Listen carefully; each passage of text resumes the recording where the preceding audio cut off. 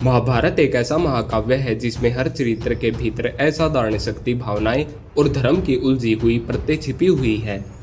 दो ऐसे ही पात्र हैं, अर्जुन और अश्वत्थामा।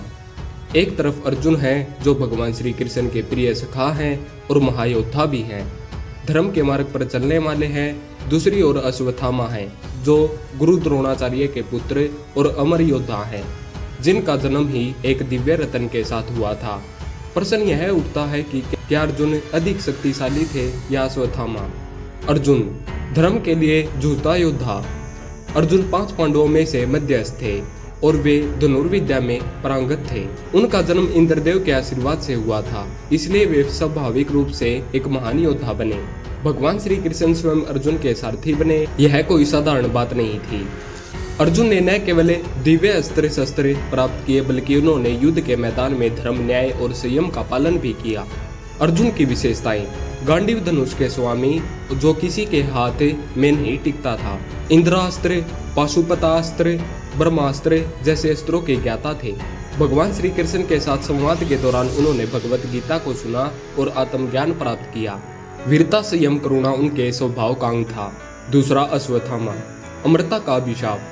अश्वत्थामा का जन्म ही एक दिव्य रतन के साथ हुआ था। वे एक चिरंजीवी है, यानी अमर योद्धा। उनका शरीर साधारण नहीं था, वह किसी भी अस्त्र को सहने में सक्षम था।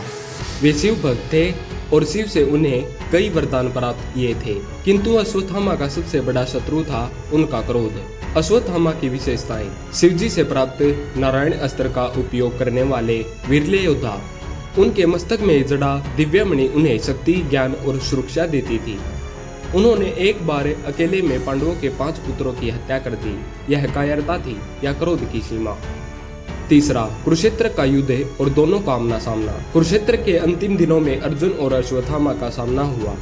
यह संघर्ष केवल अस्त्रों का नहीं बल्कि धर्म और अधर्म के बीच था। जब गुरु द्रोणाचार्य की मृत्यु हुई, अश्वत्थामा को ज्ञात हुआ कि अर्जुन और भीम की योजना से हुआ, तो वह उग्र उठा। उस क्रोध में उसने नारायण अस्त्र का उपयोग किया। यह अस्त्र सहारक था और इसका कोई प्रतिकार नहीं था। क्या अर्जुन हार गया? नहीं। श्री कृष्ण के मार्गदर्शन में अर्जुन ने सबको हथियार नीचे रखने की सलाह दी, जिससे वह अस्त्र निष्क्रिय हो गया। यह अर्जुन की बुद्धिमत्ता और संयम का परिचय था। ब्रह्मास्त्र का प्रयोग और विनाश का भय।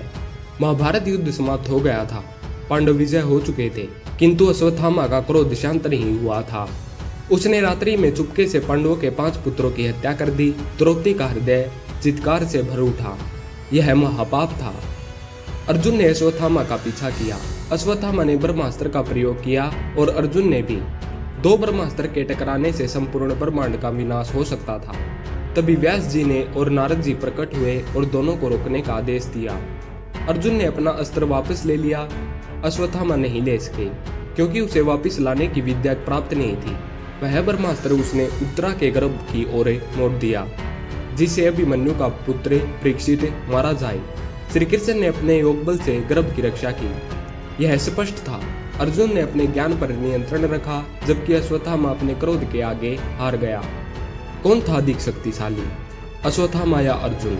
यह शक्ति केवल शारीरिक या अस्त्रों की नहीं बल्कि मानसिक, आत्मिक और नैतिक शक्ति की बात है।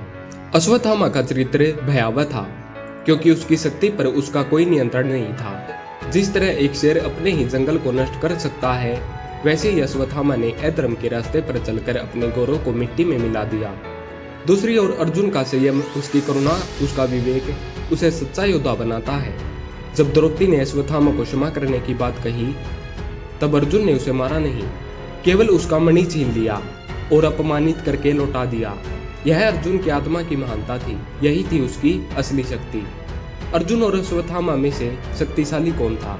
यदि केवल अस्त्रों की बात करें तो दोनों ही समान रूप से शक्तिशाली थे, लेकिन यदि बात हो धर्म, संयम, विवेक की और आत्मनियंत्रण और भावनाओं की, तो अर्जुन अश्वत्थामा से कहीं अधिक शक्तिशाली थे। अश्वत्थामा की शक्ति ने उसे अभिमान, क्रोध और विनाश की ओर ले गया। अर्जुन की शक्ति ने उसे भगवान के समीप और धर्म के शिखर तक पहुंचाया। यही सच्ची भक्ति है। धन्यवाद।